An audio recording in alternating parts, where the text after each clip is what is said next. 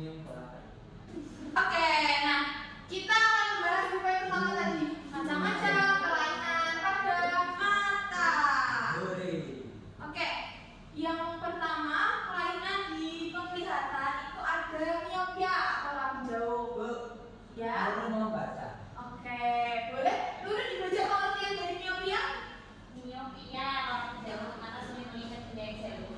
Oke, yang kedua ada hipermetropia atau Ada yang mau baca. oke, apa langsung dekat? Alia boleh dibaca? Pengertian dari dulu. Kata mau baca. Yang kedua hipermetropi atau buta, di situ mata sulit melihat benda yang dekat. Oke, yang ketiga mau aku. Oke, silahkan. Astigmatisme, penglihatan menjadi bugar karena kelumpuhan kornea atau lensa yang tidak semula. Oke, yang keempat ada yang mau baca? Katarak, lensa mata menjadi keruh sehingga penglihatan terganggu. Kemudian yang kelima ada glaukoma, yaitu tekanan dalam bola mata meningkat dapat menyebabkan kerusakan syaraf optik. Oke, nah yang keenam itu ada buta warna, ketidakmampuan membedakan warna tertentu biasanya karena faktor genetik. Nah, buta warna itu ada buta warna total dan buta warna spasial. Jadi, kalau buta warna total itu dia tidak bisa melihat warna-warna yang muncul. Itu biasanya yang terlihat itu hitam dan putih. Kalau buta warna spasial itu biasanya anak-anak laki yang mengalaminya. Mostly anak-anak laki dia tidak bisa membedakan warna biru dan hijau, kemudian merah dan orange gitu. Kenapa itu warna apa? Hijau. Yang mana? Yang itu. Oke, ini Alex ada. Ini kira-kira warna apa? Biru. Oke, berarti Alex tidak ketawa. Kita juga Alex tahu, aku nggak mau membaca. Alex tahu. Selanjutnya ada kelainan di panca indera di pengecap di lidahnya. Yang pertama hipogenosia itu penurunan kemampuan mengecap rasa. Yang kedua ada anesia itu kehilangan total kemampuan mengecap rasa. Yang ketiga dysgeusia perubahan rasa seringkali menyebabkan rasa yang tidak normal, misalnya rasa logam. Yang keempat ada infeksi lidah atau glossisting, itu radang lidah yang mempengaruhi fungsi pengecapan. Nah, anak-anak kemarin kan di 2019 sampai 2022 itu sempat ada virus COVID-19 di mana tanda-tanda terinfeksinya itu tuh salah satunya dirasakan oleh indera pengecap. Ada yang pernah kemarin anak-anak ada yang kena COVID? Aku buat. Oke. Nah, Alia waktu kena COVID bisa merasakan rasa manis, asin, pedas gitu nggak? Enggak, semuanya rasanya pahit. Nah, berarti ada kelainan pada indera pengecapnya. Jadi virus COVID-19 itu menyerang di bagian seperti itu. Kemudian kelainan ini juga bisa disebabkan ketidaksengajaan. Misalnya ketika anak-anak makan makanan sesuatu yang sangat panas gitu, kayak makan sup atau makan gorengan yang masih panas, biasanya nanti lidahnya akan melepuh kayak dia iya karena kan pisang goreng itu pasti kan lidahnya akan kayak terasa terbakar gitu. Selanjutnya ada kelainan pada penciuman atau kelainan di dalam membau sesuatu. Yang pertama itu ada hiposmia, penurunan kemampuan mencium bau. Ada anosmia, kehilangan total kemampuan mencium bau. Ada parosmia, persepsi bau menjadi berbeda dari seharusnya. Yang keempat ada sinus, peradangan sinus yang dapat mempengaruhi kemampuan mencium bau. Yang kelima yaitu ada polik hidung, pertumbuhan jaringan lunak di saluran hidung yang dapat mengganggu penciuman. Di sini ada yang pernah kena sinus anak-anak? Belum. Enggak. Jadi nggak ada yang kena ya. Nah, itu kalau misalkan sinus itu tuh dia tuh tidak bisa bernafas dengan lancar hidungnya. Jadi mau nggak mau dia harus bernafas mulut seperti itu. Nah, kalau anosmia itu kehilangan total mencium bau. Ketika COVID ada gejala-gejala itu juga nggak waktu Alia kena?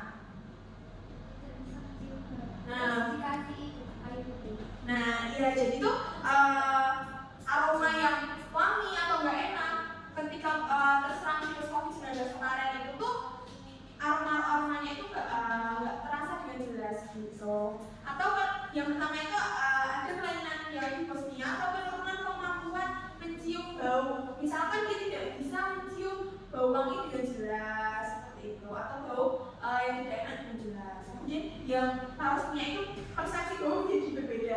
Itu tuh misalkan ketika menghirup aroma yang nggak sedap itu mungkin akan terasa tidak berbau ataupun bahkan baunya menjadi sebaliknya seperti itu.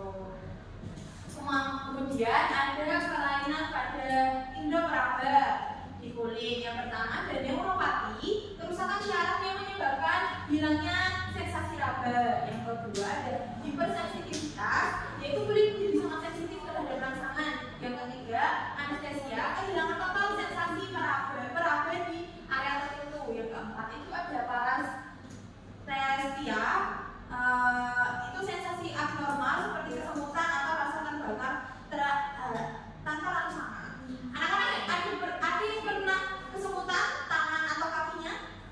Pernah, Bu. Kalau lama. Kalau kesemutan itu biasanya yang dirasakan apa? Ini Kebas. Terus kayak ada yang jalan itu ya di kulitnya. Kemudian kalau orang-orang yang mau operasi atau setelah operasi itu kan disuntikan anestesi atau penghilang rasa atau obat bius. Misalkan kalau bagian tangannya disuntikan anestesi itu pasti tangannya akan makin rasa. Jadi kalau kita mau dipukul ataupun dicubit itu nggak terasa sama sekali sama orangnya. Biasanya kan kalau kita dipukul gitu tangannya pasti kayak rasa kebas terus panas gitu kan gara-gara dipukul tangannya. Nah, selanjutnya ada kelainan pada panca indera di pendengaran. Yang pertama itu ada tuli konduktif, gangguan pada telinga luar atau tengah yang menghambat suara mencapai telinga dalam. Yang kedua itu tuli syaraf, yaitu kerusakan pada syaraf pendengaran atau telinga bagian dalam. Yang ketiga itu infeksi telinga tengah atau otitis media, itu radang pada telinga tengah yang dapat mengganggu pendengaran. Yang keempat ada tinnitus, telinga berdenging meskipun tidak ada sumber suara eksternal. Yang kelima yaitu presbikusis atau penurunan pendengaran akibat penuaan. Nah, anak-anak pernah mendengar sesuatu yang gitu, Pernah, Bu. diam atau pas ada keramaian gitu. Itu berarti telinga anak-anak itu merasakan sensitivitas terhadap bunyi. Kemudian kalau orang-orang tua sama kakek atau sama mbah itu pasti kan kalau ngomong harus kenceng-kenceng kan, kayak gitu. Mungkin karena sudah faktor usia, alat dengarnya itu mengalami penurunan seperti itu. Oke. Atau ketika anak-anak main bisik-bisikan atau diteriakin teman, pasti kan kalau misalkan suara itu terlalu keras itu kan pasti anak-anak langsung menerima rangsangan yang langsung seperti ini kan? Ya, Bu. Gitu. Nah, itu berarti fungsi panca indera anak-anak masih berfungsi secara normal.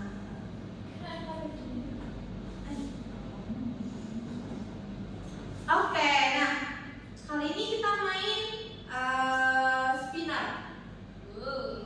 Oke, tadi di awal pembelajaran kita sempat menyinggung mengenai kalau nonton TV nggak boleh deket-deket dimarahin ibu. Terus kalau ada yang suka makan buah tomat, ada yang suka makan wortel mentah atau direbus. Nah, ibu mau tanya ke anak-anak, nanti yang terpilih, anak-anak yang terpilih nge-spin kira-kira cara menjaga kesehatan di panca indera tersebut seperti apa. Oke, sekarang tanggal 12. Absen 12. Alex. Ayo maju.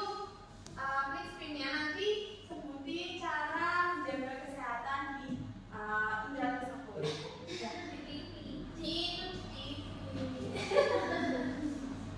Oke. Kulit.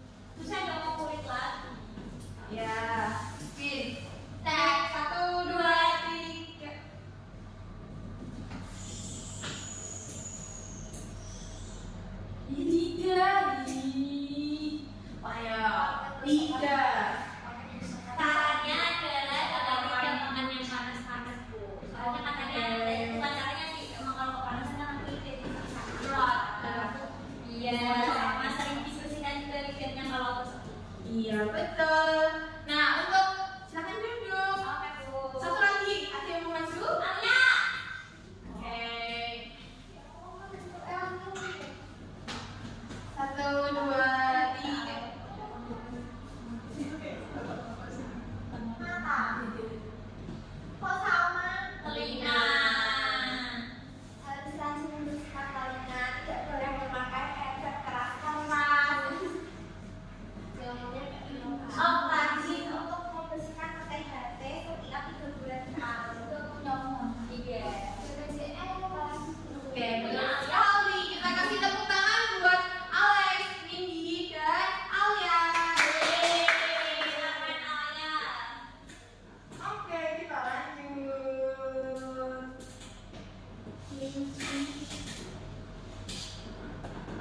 Nah, selanjutnya tadi Anda sudah menyebutkan dari Nanda bagaimana cara menjaga indera pengencar. Mudah. Pertama, menjaga kebersihan mulut. Menyikat lidah setiap kamu menyikat gigi untuk menghilangkan plak dan bakteri. Yang kedua, bisa biasakan minum air yang cukup setiap hari untuk menjaga kelembaban dan kelembutan lidah. Yang ketiga, yaitu hindari makanan pedas. Makanan yang pedas atau terlalu panas biasanya akan melukai indera pengencar kita. Kemudian makan buah dan sayur.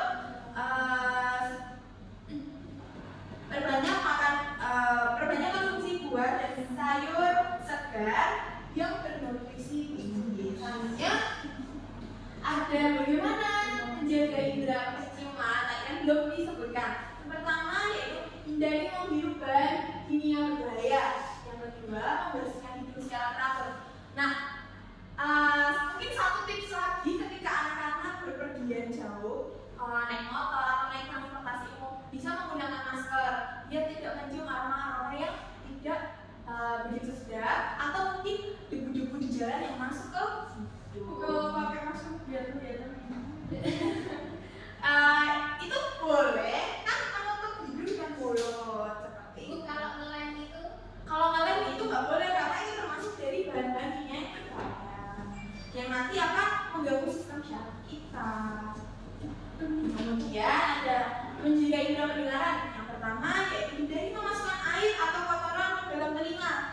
Kalau misalkan mandi atau berenang tuh hati-hati, jangan sampai kemasukan air gitu. Kemudian yang kedua adalah hindari mendengarkan musik terlalu keras dalam jangka waktu yang lama.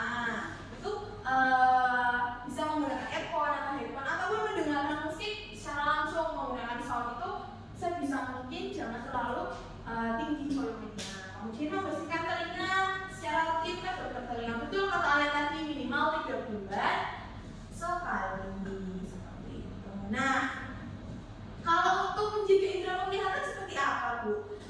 Yang pertama yaitu bacalah buku di ruangan yang terang, jangan di tempat yang gelap. Kemudian anak-anak menyalakan flash atau senter untuk fokus di buku tersebut. Jadi kalau misalkan terlalu fokus penerangan hanya di situ dan yang lain yang gelap itu nanti akan mengganggu penglihatan anak-anak setelah membaca buku. Mungkin nanti akan sedikit buram atau kayak sedikit terasa pusing seperti itu. Kemudian ada batasi paparan radiasi.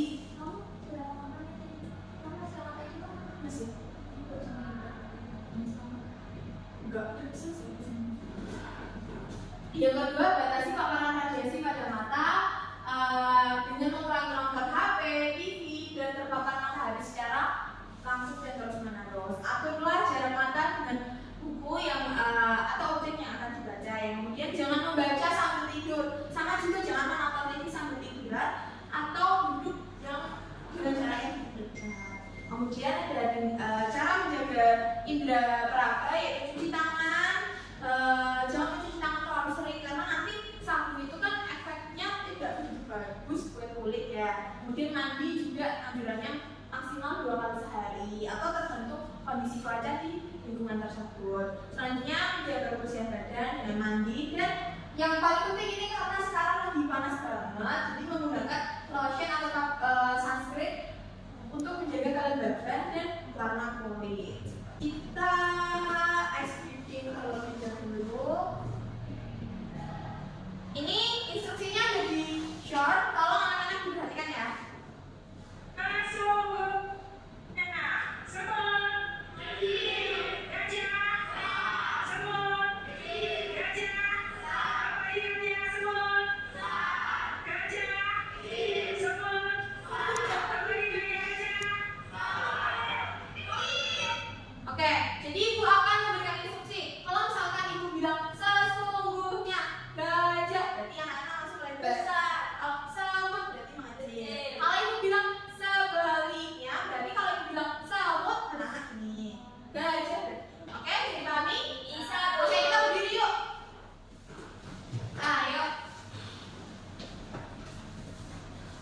Oke, sudah? Sesungguhnya semut Kecil. gajah Besar. sesungguhnya gajah Besar. semut Kecil. sebaliknya gajah Kecil. semut Besar. semut Besar. semut Besar. sebaliknya gajah Kecil. sebaliknya semut Besar. semut Besar. gajah. Kecil. Oke, itu.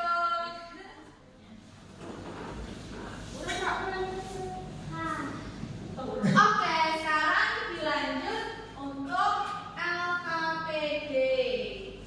Nah, anak-anak, di sini Ibu akan membagi menjadi 2 kelompok saja. Yang di sini kelompok A, di sini kelompok B. Kelompok A ada Irma, Arsya, dan Nindi. Kelompok B ada Alex, ada Alia, dan Nadifa. Oke, di sini ada 2 kegiatan anak-anak bisa mengerjakan secara berkelompok.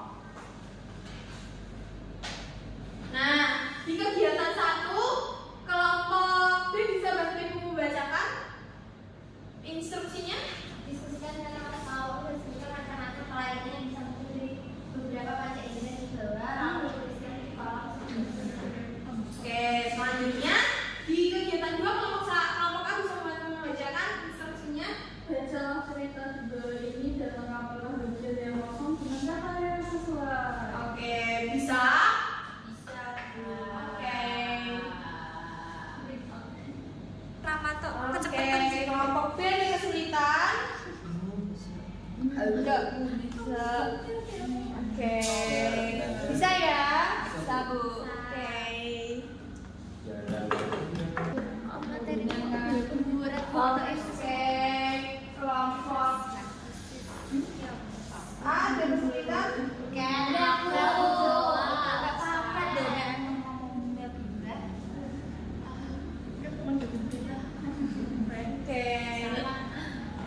Oke, anak-anak sudah selesai? Oke, Ibu mau perwakilan kelompok untuk Sweet untuk menyampaikan masing-masing kegiatan. Boleh? Awan menang, awan. Awan mulai. Oke, silakan kelompok B mempresentasikan kegiatan Perwakilannya dulu. Ya. Kegiatan aku. Oke. Indra penglihatan. Lainnya ya. Iya. Bermain trofi kandala astigmatisme glaucoma. Oke, selanjutnya. Indra penglihatan polionusin pembicara koordinasi media presiden. Oke. Indra pensilman polidur sinusitis klausimia lausimia hiposmia. Oke, terima kasih. Ya, silakan. Nanti di kelompok selanjutnya. Kak, mau ke kelompok tepuk tangan. Oke, silakan. Kayaknya ini yang mewakili ya. Ini belajar cerita Bu. Iya. Oke. Putri membeli es jeruk pada setiap hari. Putri mengamati warna jingga es jeruk dengan matanya. Saat mengambil gelas es jeruk, Putri merasakan dingin dengan kulitnya. Lalu Putri meminumnya. Rasa manis sekaligus asam di lidah. Putri juga suka menghirup aroma kulit jeruk dengan menggunakan hidungnya. Ibunya berkata kalau jeruk memiliki banyak vitamin yang baik untuk kesehatan badan. Dengan cermat, Putri mendengarkan dengan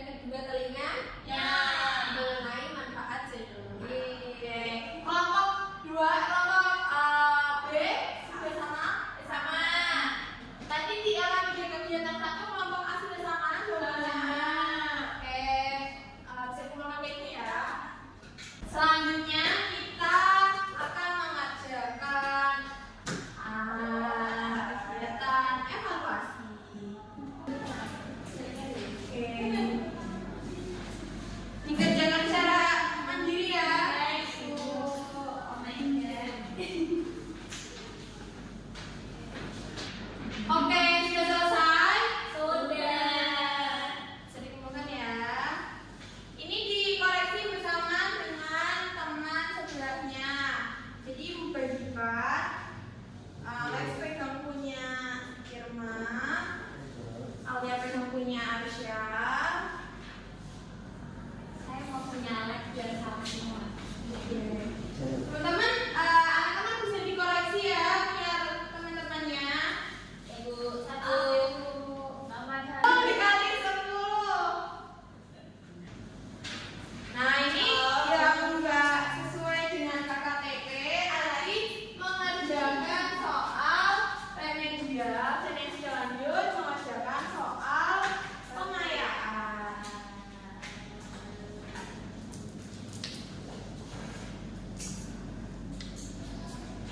Oke. Ini lolos KKTP semua, berarti langsung mengerjakan soal pengayaan, dikumpulkan nanti setelah selesai pembelajaran. Baik, Bu. Bisa juga dikumpulkan ketika pergantian pembelajaran ya, nanti setelah istirahat. Baik, Bu. Oke, ayo mau maju? Ale. Dong, Ale.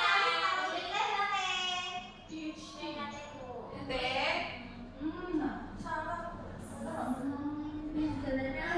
Bawa.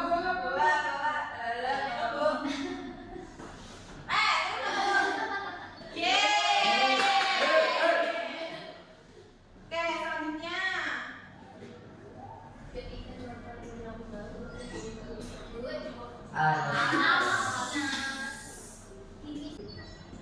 Wih, oke. Satu lagi. Ada yang mau coba di depan? Baik. Bagian mata yang fungsi melindungi mata dan keringat.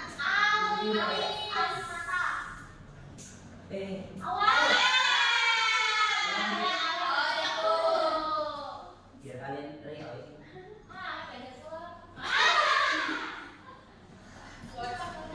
Oh, salah.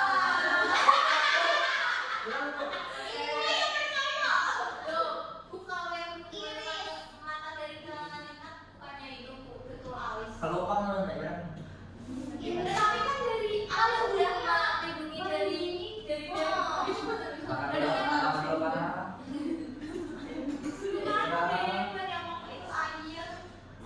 Wih, oke, tepuk tangan untuk kalian. Hari ini kita sudah belajar mengenai kelainan pada indera panca indera dan cara menjaga kesehatan panca indera. Nah, tadi kalau untuk macam-macam penyakit atau kelainannya ada apa saja?